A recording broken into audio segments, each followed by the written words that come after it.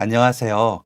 저는 삼형제 중 늦둥이 막내로 태어나 형님들의 사랑을 받고 다 큰 어른이 되어서도 식구들끼리 뿔뿔이 흩어져 사는 것이 싫어 형제들과 한 동네에 오순도순 모여 사는 중년 남성입니다.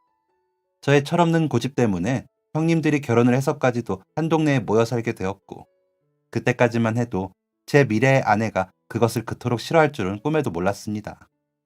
시골에 계신 어머니와 두 형님에게 사랑받는 것이 그저 좋기만 했던 철없는 늦둥이였던 제게 아내가 나타난 것은 어느 따스한 봄날이었습니다. 분홍 스웨터를 입고 버스 정류장까지 힘차게 달려가던 그 여인에게서는 좋은 냄새가 났지요. 저는 이미 저만큼이나 달려가고 없는 여인을 쫓아 전력 질주를 했습니다. 달리는 버스를 멈춰 세울 정도로 달리기가 빨랐던 그녀를 간신히 따라잡고 함께 버스에 올라탔어요.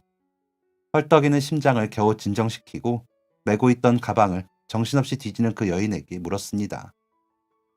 저기요, 혹시 샴푸 뭐 써요? 그랬더니 그 여인이 입고 있던 스웨터만큼이나 붉게 물든 얼굴을 하고서 이렇게 말하더군요. 저 아니에요. 저 머리 안 감았는데요. 머리를 안 감았다고 짜증 섞인 말을 내뱉는 그 여인에게 실례가 된 것 같아 미안하면서도 왜 그리 가슴 뛰고 설레었던지, 그 여인이 버스에서 내릴 때 잡을 구실이 없어 속으로 제발 내리면서 아무거나 뭐 하나만 흘리고 내려라 하고 주문을 외웠습니다. 지금 생각하면 연락처 하나 물어보는 것이 뭐가 그렇게 힘들었는지 순수했던 스스로가 그립기도 합니다. 그때 제가 순수할 수 있었던 것은 아마 그 주문이 정말 먹혔기 때문일지도 모르겠네요. 여인은 버스에서 일기장처럼 생긴 수첩을 흘리고 내렸고, 버스에서 내리고 나서도 차마 다 닫지 못한 가방에서는 연필이며 머리 고무줄 같은 것들이 하나씩 바닥으로 흘러내리고 있었습니다.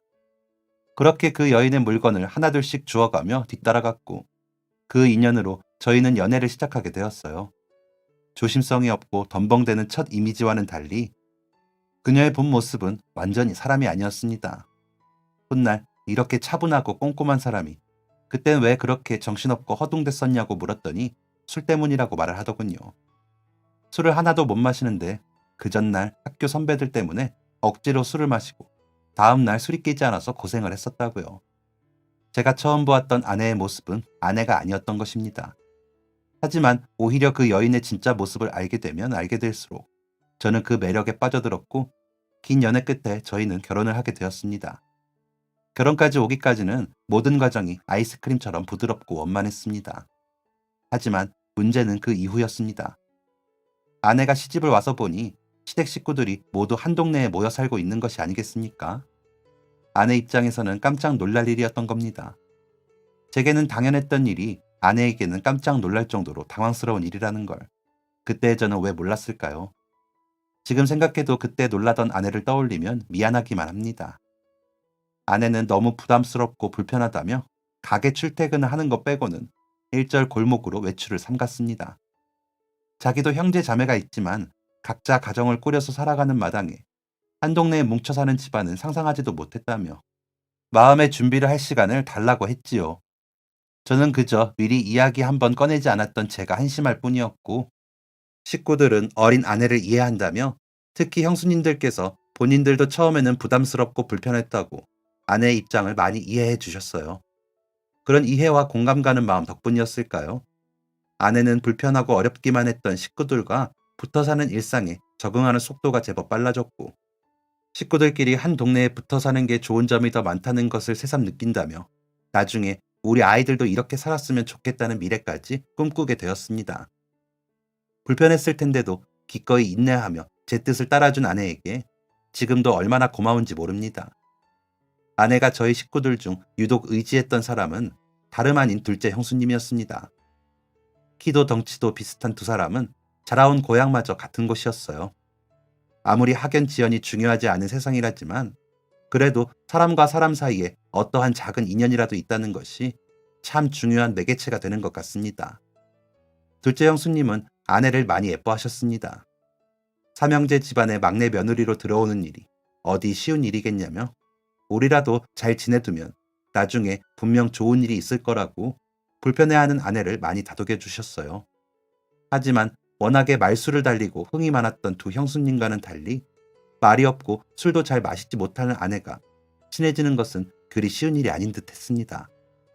가까웠지만 가깝지 않았고 멀지만 멀지 않은 그런 사이를 유지했었죠. 그랬던 새 며느리의 사이가 좀처럼 가까워진 사연이 있었으니 그것은 바로 아내의 출산이었습니다. 결혼을 하고 1년도 채 되지 않아 저희 부부에게는 아이가 생겼고 이미 육아의 달인 육아의 고수가 되어 있었던 두 형수님들은 두 팔을 걷어붙이고 아내의 육아 선생님이 되어주었어요. 첫 임신의 첫 출산, 모든 것이 두렵고 무서웠던 아내에게 두 형수님이 정말 친언니처럼 잘해주더라고 아내가 아직도 종종 이야기를 합니다.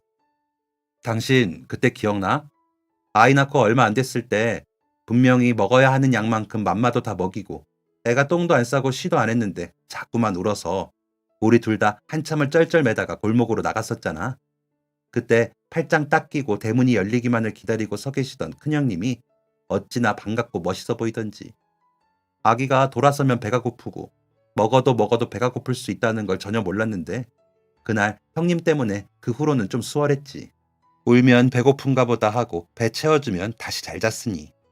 요즘은 세상이 좋아졌지 그때에 비하면 여기저기 정보도 많고 그땐 정말 두 형님 아니었으면 아무것도 제대로 못했을 거야. 생각해보면 아무것도 몰랐던 초짜 엄마, 초짜 아빠였던 저희 두 사람에게 가장 큰 도움을 주신 건 두 형수님이었습니다. 아이가 아파서 열이 바짝 올랐을 때도 이유식으로 바꾸면서 애가 변비에 걸려 고생할 때에도 먼저 경험해본 사람이라는 이유 하나만으로 저희에게 든든한 선생님들이셨지요. 근데 사실 나는 그거보다 형님들한테 더 마음을 열게 된 계기가 있어.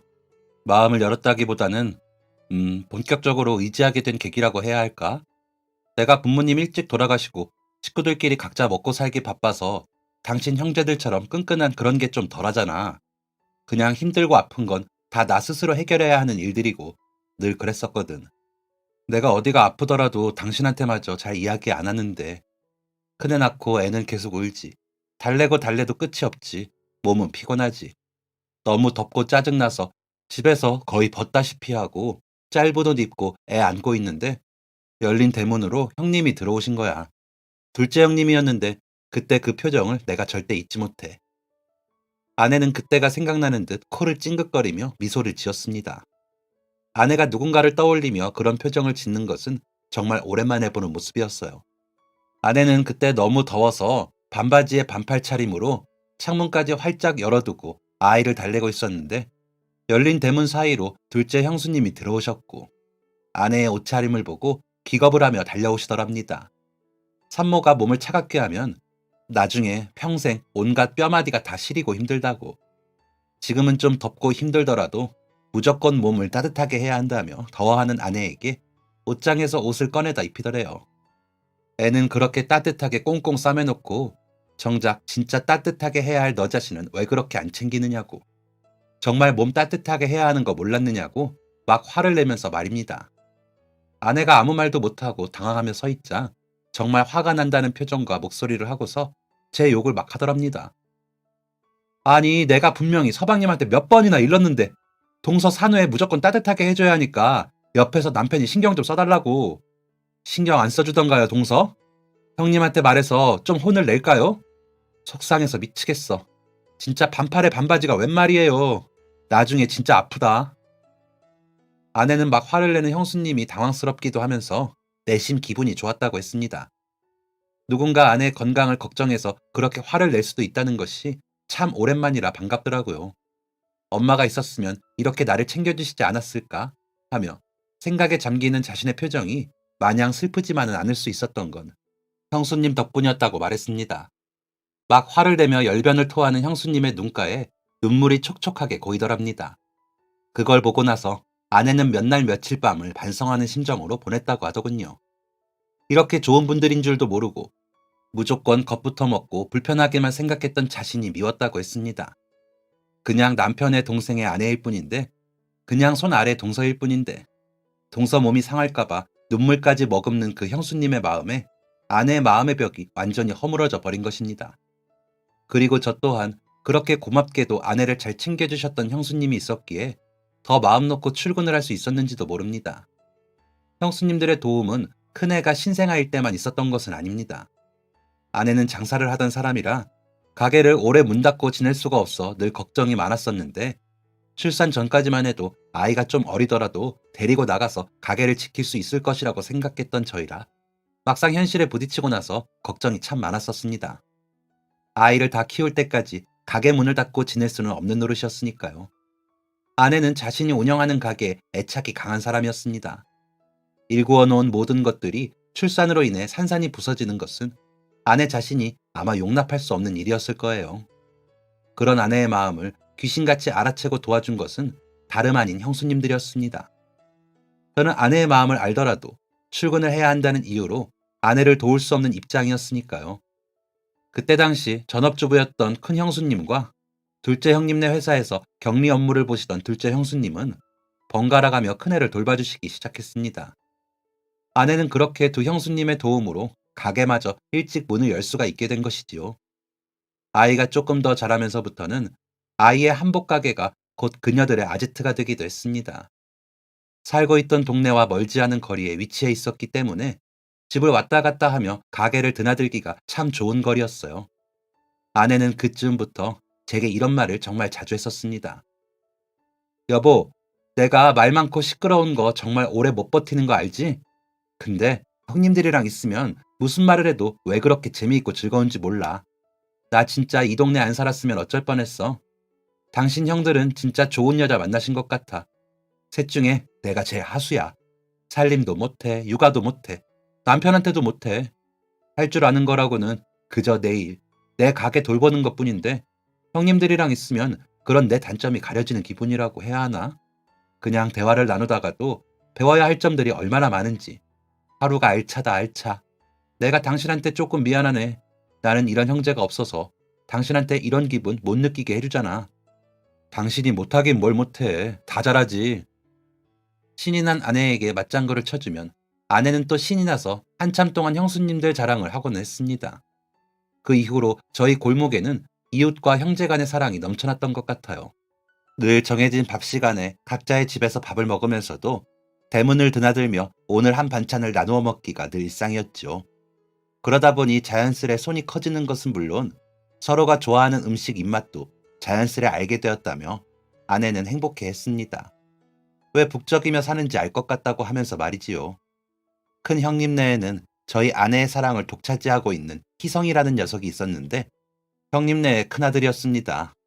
키도 크고 인물도 잘생겼고 공부까지 잘한다며 우리 아들도 딱 희성이만큼만 커주면 더 바랄 것이 없겠다고 아내는 희성이의 칭찬을 늘 입에 달고 살았습니다. 그리고 희성이는 그 칭찬과 관심의 보답이라도 하듯 보란듯이 명문대에 입학을 앞두고 동네의 자랑이 되었지요. 그렇게 일상의 소소한 경사들 속에서 식구들과 자연스레 어우러져 행복한 나날들을 보내던 어느 날, 저희 골목에도 웃을 수 없는 일들이 하나둘 일어나기 시작했습니다. 먼저 가장 첫 번째 사건은 저의 갑작스런 교통사고였습니다. 다리를 크게 다치는 바람에 회사에까지 나갈 수 없는 지경이 되었어요. 아내는 그런 제게 걱정하지 말라며 한동안은 가게 수입만으로도 충분히 먹고 살 수 있다며 회복에만 집중하라고 했지만 제 마음은 편치 못했습니다. 아내만 혼자 고생시키며 마음이 편할 수 있는 남편이 세상에 몇이나 될까요? 그리고 골목의 불행은 그것에 그치지 않았습니다. 골목의 대장이었던 큰형님에게도 상황이 어려워지는 일이 생기게 된 것입니다. 다니던 직장이나 사업 때문이 아니라 어렸을 때부터 워낙 정이 많던 형님께서 친구의 힘든 사정을 그냥 지나치지 못하고 보증을 서게 되었는데 친구가 돈을 갚지 못하고 도망을 가는 바람에 형님이 몽땅 그 돈을 갚아야 하는 처지가 된 것입니다. 원래부터 저희 집안이 잘 사는 집안도 아니었을 뿐더러 형님에게는 대학 입학을 앞두고 있는 19의 큰아들과 중학생 딸아이까지 있었으니 상황은 더욱이 심각했습니다. 그땐 심지어 가족들이 모두 형편이 좋지 않았고 저까지 다리를 다치는 바람에 회사에 나가지 못하고 아내의 한복 가게에서 나오는 수익으로 생활을 할 때였습니다. 저희 식구들이 모여 사는 골목에는 형님네의 일로 한동안 찬바람이 불었습니다. 모두가 힘들었던 시기, 나 혼자뿐만 아니라 아내와 자식들까지 건사해야 하는 그 시기에 어느 누구 하나 선뜻 나서서 형님을 도와주기란 쉽지 않았기 때문입니다. 물론 돕고자 나선다고 해도 그 도움을 선뜻 받겠다고 하실 분이 아니기도 했지만 말이지요. 형님의 집에 찾아온 때 아닌 불행에 동생으로서 속이 상하는 것은 당연했습니다. 도울 수 있다면 돕고 싶으나 제 처지도 엉망진창이었으니 가슴이 답답하기만 했어요. 그런데 그런 저의 마음을 누구보다 잘 알고 있던 아내가 제게 이렇게 말하는 것이 아니겠습니까? 여보, 안 그래도 당신 몸도 안 좋고 해서 가게 줄여서 생활비 좀 맞추려고 했는데 이참에 잘 됐다. 남는 여윳돈으로 첫째 형님네 좀 드려야겠어. 희성이 걔 공부 그렇게 잘하는데. 형님 말씀이야. 희성이 대학 1년 뒤 보내면 된다 하시지만 그게 말이니까 쉽지. 현실적으로 희성이도 그렇고 서로가 얼마나 고통스럽겠어, 마음이. 큰돈은 아니더라도 조금이나마 도움이 될 수 있을 때 도와드리는 게 어떨까 싶은데 이 돈이면 희성이 등록금 내고 조금은 남지 않을까 해서. 당신 생각은 어때? 나 사실 벌써 준비해놓긴 했는데. 아내는 예쁜 광택이 차르르 흐르는 비단으로 만든 고운 봉투를 하나 건넸습니다. 그 깊은 뜻이 담긴 말에 말문이 막혀 저는 한참 동안이나 그 봉투를 받아들고 아무런 대답도 하지 못했어요.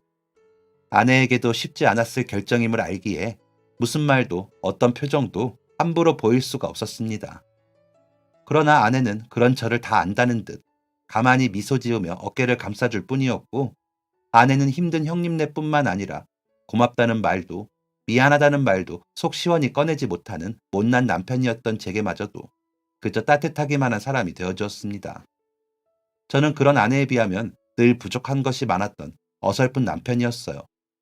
부부는 서로를 필요로 할 때가 가장 이상적인 관계라고 그렇게 생각했었는데 저에게 아내는 가장 필요한 존재였고 제가 아내에게 필요가 없을지도 모르겠다는 생각이 들 때면 아내는 일부러 저를 필요로 하는 순간들을 만들어내고는 했습니다. 처음에는 감쪽같이 몰랐고 나중에는 제가 작아지는 순간들마다 유독 제게 아이처럼 구는 아내가 이상해 눈치를 채게 되었지요. 그런 아내의 마음이 고마웠습니다. 그리고 스스로를 탓하고 작아지기만 하던 저의 생각은 아내의 그러한 배려로 인해 달라지게 되었어요. 부족한 부분들이 있으면 언제나 적극적인 마음가짐으로 배워 나가자고 말입니다. 사고로 다리를 크게 다쳐 아무것도 할 수 없었을 때 한 번도 실망하는 내색 없이 저를 다독이던 아내를 위해서라도 더 열심히 회복에 힘써야겠다고 생각했습니다. 아내는 아픈 저 때문에 힘든 와중에도 그렇게 강한 생활력으로 하루하루를 웃으며 버텨냈고 가게를 줄이며 생긴 여윳돈을 우리를 위해 쓰지 않고 조카 희성이의 등록금을 내주는 것에 썼어요. 어떻게 그런 결정을 할 수 있었는지 그 넓은 마음씨에 감탄하고 고마웠습니다. 그리고 시간이 날 때마다 하늘에 대고 외쳤어요. 우리 마누라 이렇게 착하게 산다고. 저의 외침을 하늘이 들어주었다기보다는 아내의 뛰어났던 장사 수완 덕분이 크겠지만 몇 년 후 아내의 한복 가게는 다시 원래 운영하던 매장 크기만큼 커지게 되었고 그 사이 저 역시도 건강을 완전히 회복하고 다시금 직장으로 복귀하게 되었습니다. 딸과 아들은 무럭무럭 자라났고 아내와 제 얼굴에는 세월만한 주름이 하나 둘씩 자리 잡기 시작했지요. 그러는 동안 한 동네에 살고 있던 식구들의 형편도 점차 좋아지게 되었습니다. 힘든 부모님 밑에서 짐이 되기 싫다며 대학을 포기한 해 만에 눈물 짓던 첫째 조카 희성이는 명문대를 나와 한국전력공사에 취직을 했어요. 착하고 바른 길만 걸어온 희성이를 아내는 진심으로 예뻐했습니다. 그렇게 저희 딸 아들도 취직을 하고 저마다 여자친구, 남자친구를 만나러 나가기 바쁜 시기가 되자 어느덧 어머니의 팔순이 코앞에 다가와 있었습니다. 코흘리게 어린 시절에는 그저 아버지가 드시던 막걸리 맛이 궁금해 얼른 어른이 되고 싶었었는데 막상 어른이 되고 보니 부모님이 젊으셨던 그때 그 시절이 참 좋은 시절이었다 싶습니다. 흐르는 시간은 막을 수가 없고 나이가 들수록 시간은 더 빠르게 흐른다는데 언젠가 찾아올 저의 죽음보다 주변 가족들의 마지막이 두렵고 또 두렵기만 합니다. 그러면서 이런 저의 속마음은 소주 한 잔에 털어버리고 웃을 일을 찾아 행복하게 살면 되겠지 하고는 했지요. 너무 빨리 흘러버린 세월이 야속하게만 느껴졌던 어머니의 팔순 잔칫날. 가족 친지분들을 모시고 맛있는 식사를 대접했습니다. 그렇게 하하호호 웃음꽃을 피우며 식사를 하던 중 행복한 얼굴로 앉아 계시던 어머니께서 자리에서 일어나셨습니다.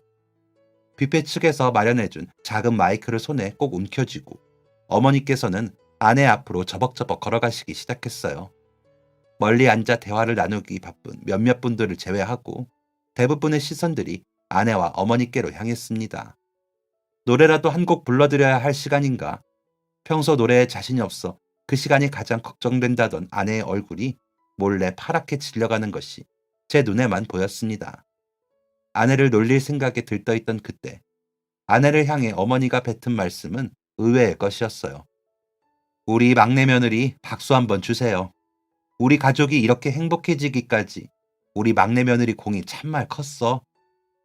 노래가 시작되면 일어나 같이 춤을 추려던 엉덩이가 얌전하게 의자에 가서 붙었습니다. 어머니께서는 사람들의 놀란 반응을 개의치 않으시고 아내에게 봉투 하나를 내미셨어요. 그리고 그때부터 어머니가 내민 봉투를 보고 가족들이 수군거리며 놀라기 시작했습니다. 그 봉투는 제게도 익숙한 봉투였어요. 몇 년 전 아내가 희성이 등록금 하라며 형님에게 챙겨주었던 그 봉투였기 때문입니다. 그냥 봉투가 아니라 아내가 한복 가게를 하며 손수 만들었던 비단 봉투였기에 하나밖에 없는 디자인이라 그때 그 돈 봉투임이 확실했습니다. 놀라서 아내의 얼굴을 살피니 아내 역시도 적잖이 당황하고 놀란 얼굴을 하고 있었어요. 그리고 저와 아내보다 더 놀란 듯한 사람은 첫째 형님이었습니다. 아니, 둘째야. 저 봉투가 왜 어머니 손에 있는 거냐? 첫째 형님이 둘째 형님에게 난감한 소리를 했습니다. 당황한 것은 첫째 형님뿐만이 아니었어요. 이번에는 둘째 형님이 어머니께 난감한 소리를 하기 시작했습니다. 어머니, 그걸 왜? 모두가 원인을 모르겠다는 어리둥절한 얼굴들이었어요. 그리고 모두가 혼란스러운 그 자리에서 그 봉투가 돌고 돌아 다시 아내의 손에 들어오게 된 비밀이 밝혀지게 되었습니다. 큰 형님이 먼저 입을 열었습니다. 돈을 도저히 쓸 수가 있어야지 원. 다 같이 힘들게 살고 있는데 막내 재수 씨가 얼마나 악착같이 사는지를 다 아는데 그 돈은 미안해서 차마 못 쓰겠더라. 아무리 아들 대학이 중요하다고 해도 힘든 막내 사정을 모른 채하고 그 돈을 냅다 쓸 수가 없어 망설이고 있었다. 그런 때 마침 크게 공장을 운영하는 친구가 선뜻 등록금을 빌려주겠다고 연락이 왔어. 잘 됐다 싶더라고. 희성이 대학은 그 친구한테 돈을 빌려보내는 게 맞겠다 싶었어. 그래서 그 봉투엔 손대지 않고 여기저기에 갚을 돈을 끌어모았다. 친구한테는 미안하지만 아이 대학을 보내놓고 도망갔던 친구가 빚 다 갚았다고 미안하다고 돌아오면서 그 후에 수중에 모인 돈은 친구가 아니라 재수 씨한테 가장 먼저 돌려주게 되었어. 고운 비단으로 잘 짜여진 그 봉투를 열어버리면 재수 씨한테 받았던 복이 날아갈까 두려워서 일부러 그 봉투는 가만히 두고 따로 돈을 모아서 말이다. 신기하게도 그렇게 돈 빌리는 전화를 걸고 부탁을 해도 빌릴 곳이 없을 정도로 어려웠을 때 재수 씨가 떡하니 봉투를 건넸었고 그 봉투를 받은 이후부터 잘 사는 친구가 돈을 빌려주겠다고 연락이 오고 희성이 대학 다 보내놓고 나니 도망갔던 친구마저 돌아오게 되더라. 그래서 나는 그게 복돈이라고 생각했다. 그 비단 봉투를 장롱 깊숙한 곳에 잘 숨겨두고 몇 년을 지냈어. 그때 회사 사람들하고 퇴근 후에 한잔하려고 들어간 포장마차에서 혼자 술을 마시고 있는 둘째를 마주쳤지. 어깨를 둥글게 구부리고 앉아 힘없이 술잔을 드는 그 모습을 보는데 누가 내 심장에 총을 쾅 하고 쏘는 것 같더라. 사회생활하면서 사귄 남들에게서는 힘든 얘기, 슬픈 얘기 다 들어주며 지냈는데 정작 내 가족이 그런 얼굴을 하는 모습은 본 적이 없더라고. 늘 밝기만 하던 둘째가 그런 표정도 지을 수 있는 사람이었는지 그날 처음 알았어. 회사 사람들을 돌려보내고 둘째 앞에 앉았는데 둘째가 그러대. 다 때려치우고 어디 산속에 들어가 살고 싶다고. 힘드냐 물었더니 말없이 웃으면서 소주잔을 기울이는데 몇 년 전에 아들 자식 대학 등록금 낼 돈도 없어 거지 같은 몰골을 하고 지낼 때 그런 나를 지켜보던 막내 재수 씨의 마음이 이런 거였겠구나 싶더라고. 각자 다른 일하고 다른 집에 살고 있어도 한 동네 살며 싫은 소리 좋은 소리 다 하면서 몸 부대끼며 살던 사이인데 축 처져서 포장마차 우동 그릇에 얼굴을 박으려는 둘째를 간신히 들쳐업고 집으로 향했어. 술이 만땅으로 취한 삼촌 보고 깜짝 놀라는 아들한테 잠깐만 삼촌 부축하고 있으라고 일러두고 장롱을 뒤져서 그 봉투를 꺼내 들었지. 무슨 일인지는 모르겠다만 직원들한테 사장님 소리 들으며 떵떵거리고 사는 줄만 알았던 둘째가 산속으로 도망치고 싶을 정도면 힘들어도 많이 힘든가 보다 싶었으니까. 봉투 안에 든 금액이 얼마이건 간에 그 봉투가 가진 좋은 기운을 동생한테 주고 싶었어. 그래서 몸도 못 가누는 놈 잠바 안주머니에 그 봉투를 넣었지. 잘 풀리게 해주세요. 기도하면서. 큰형님은 그동안 있었던 일을 전부 다 털어놓았습니다. 아내는 제법 충격을 받은 얼굴이었어요. 그럴만도 했습니다. 저 역시 둘째 형님이 그렇게 힘든 시절을 보냈다는 걸 전혀 알지 못했었기 때문이에요. 가까이 살며 서로 사는 형편이나 사정을 다 알고 지낸다고 생각했는데 전혀 아니었던 것입니다. 그저 서로 걱정할까, 마음의 짐이 될까 숨기고 배려하는 사람들만 있었을 뿐. 허공에서 둘째 형수님과 아내의 눈동자가 애처로이 마주쳤습니다. 고향이 같았던 두 사람은 타지에 와서 결혼 생활을 하며 특히나 아내가 서먹서먹해하던 시절 유독 서로에게 의지하던 사이였어요. 얼마 안 가 둘째 형수님이 머뭇거리며 입을 열었습니다. 그날 이 사람이 몸도 못 가눌 정도로 술에 잔뜩 취해서 희성이한테 엎혀 들어왔었어요. 사업이 잘 안 될 때라 거래처 수금이 안 되다 보니 돌던 돈이 뚝 멈추더라고요.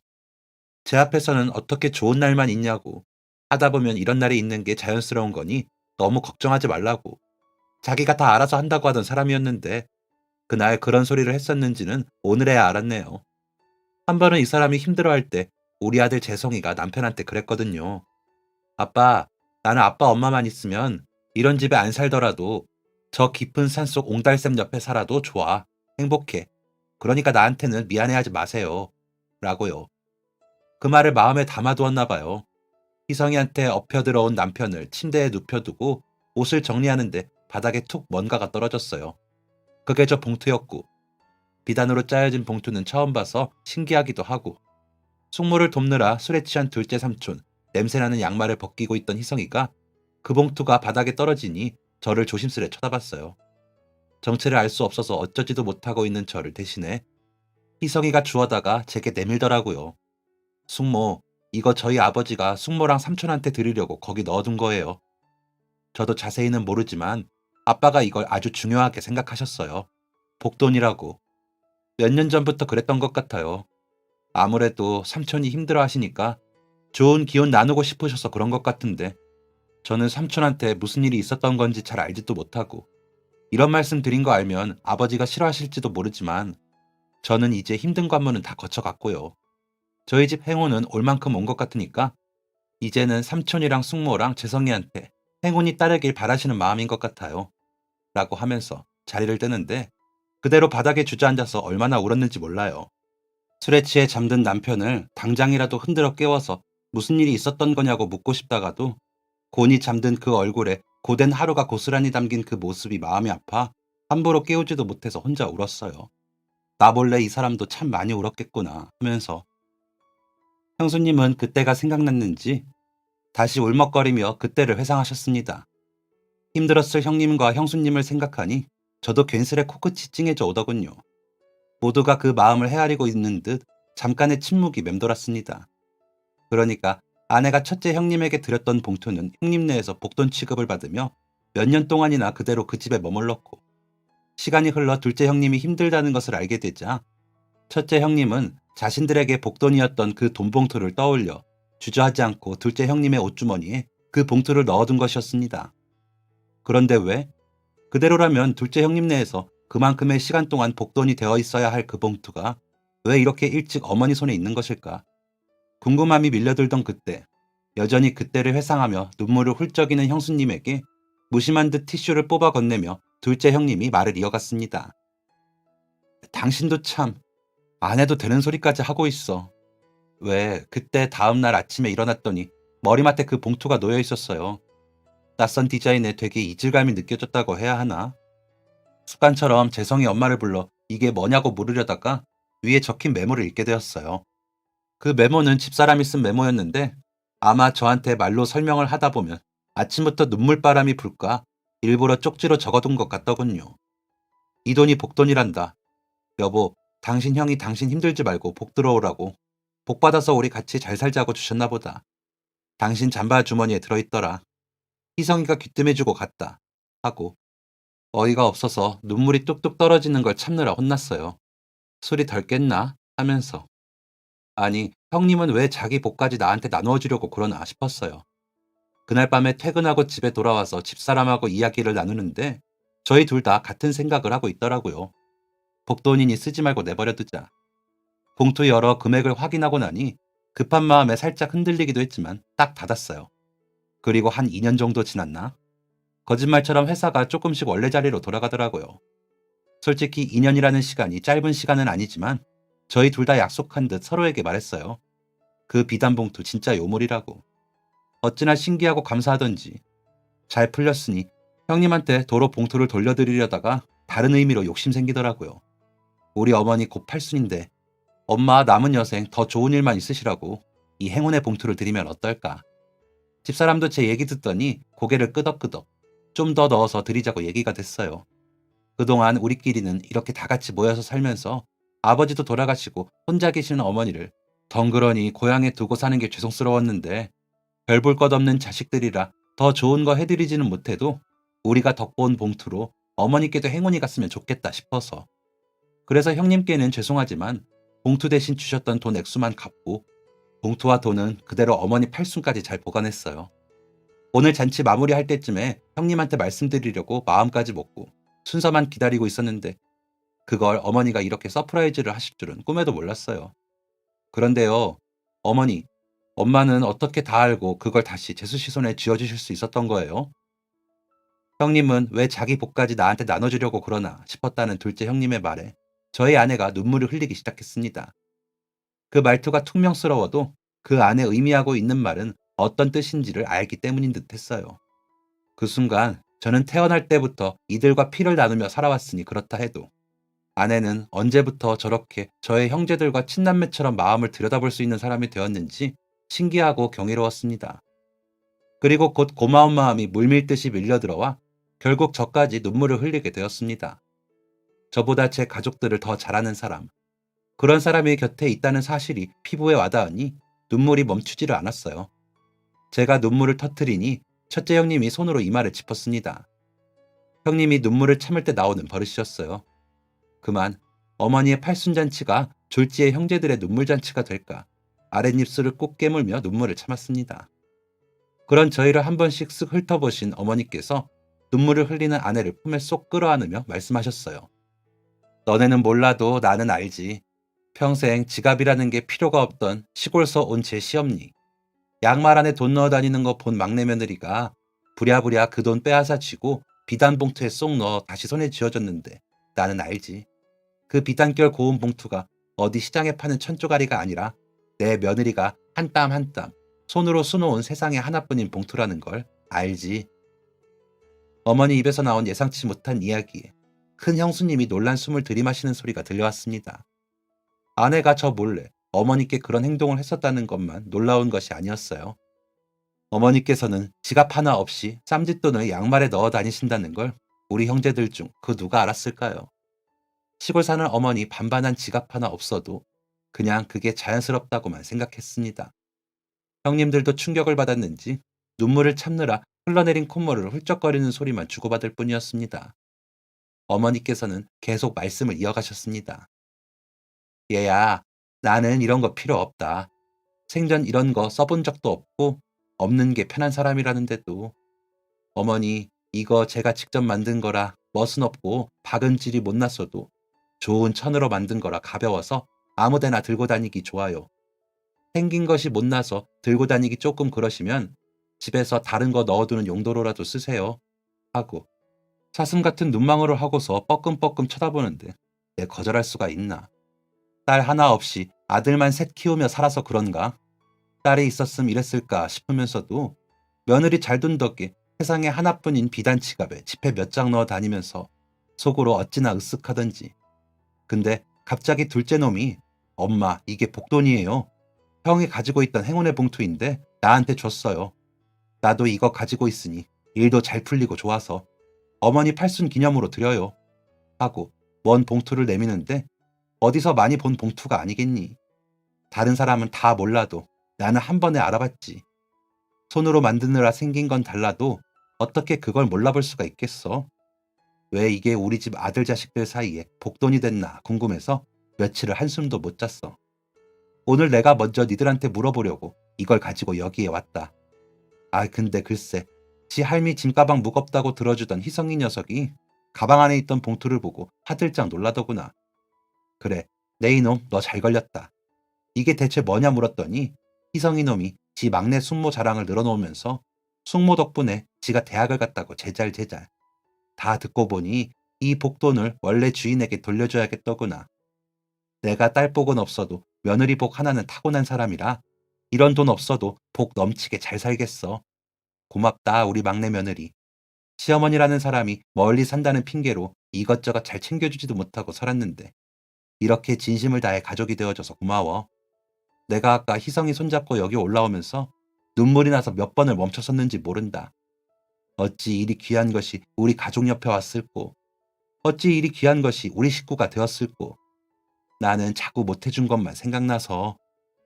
어머니의 말씀을 끝으로 잔치장은 눈물바다가 되었습니다. 가까이서 이야기를 함께 들은 어머니의 친구분들이 박수를 치며 아내를 한 번씩 안아주셨어요. 아내의 봉투 하나가 이 집 형제들을 돈독하게 했고 모두를 살렸다며 말입니다. 함께 눈물을 글썽거리던 첫째 형님의 아들 희성이가 분위기를 바꿔보겠다며 노래방 기계로 임영웅의 노래를 시작하면서 눈물겨운 이야기는 막을 내렸습니다. 모두들 마르지 않은 눈물을 글썽거리며 박수치고 춤을 추기 시작했고 저희 가족은 그렇게 영원히 잊지 못할 또 다른 추억을 각자의 마음속에 새겨나가고 있었어요. 이른 봄, 아직 거리에는 찬바람이 불고 앙상한 나뭇가지엔 새싹이 돋아나기 전이었지만 우리들의 마음속에는 저마다의 따뜻한 봄꽃들이 예쁘게 피어나고 있었습니다. 아내의 마음속에도 우리와 같은 봄꽃이 예쁘게 피어났을까요? 시간은 흘러 앙상했던 나뭇가지엔 푸른 새싹이 돋아나고 바람 따라 꽃비가 휘날립니다. 아내의 눈가와 입가에 그녀의 미소를 닮아 싱그러운 행복의 새싹들이 무럭무럭 피어나기를 간절히 바랍니다. 이제 저는 아내의 행복보다 더 간절한 소원이 없습니다. 아내는 그날 어머니의 팔순잔치를 끝내고 집으로 돌아가는 길 차 안에서 제게 말했어요. 당신 가족들 참 좋은 사람들이라고. 이 복돈 이제 당신이 가지고 있으라고. 저는 제게 내미는 그 봉투를 받아 다시 아내의 핸드백 속에 집어넣었습니다. 뭐 하는 거냐고 묻는 아내에게 말했어요. 나한테는 복돈 같은 건 필요 없다고. 당신이 내 인생에서 가장 큰 복덩어리라고. 아내가 민망한 듯 푸하하 큰 소리를 내며 웃었습니다. 제 인생에 다시는 없을 유치한 멘트였지만 아내가 오랜만에 박장대소를 하며 웃는 것을 보니 창피함도 잠깐이었습니다. 여전히 저희 형제는 한 동네에 모여 살고 있고 어머니는 도시의 불편함이 싫다며 시골에 고집해 계십니다. 그리고 저희 천사 같은 아내는 여전히 어머니를 가장 먼저 걱정하고 챙깁니다. 요즘같이 황사나 미세먼지 때문에 하늘이 뿌옇게 뒤덮인 날이면 아내의 전화통화는 멈출 줄을 모릅니다. 그렇게 자주 통화하면서 매번 할 이야기가 어쩜 그리도 많은지. 처음 저와 결혼을 하고 이 동네에 함께 살게 되었을 때 쑥기없고 어색해하던 아내의 모습이 생각납니다. 그때 아내는 알고 있었을까요? 자기가 이렇게 우리 집안에 없어서는 안 될 최고의 가족이 되어 있을 것이라는 걸. 아마 아내는 몰랐을 것입니다. 아무것도 함부로 예측할 수 없는 온통 낯선 사람들 뿐인 이곳에서 기꺼이 저희 가족이 되어줄 뿐만 아니라 서슴없이 가족이 되어준 아내에게 정말 감사합니다.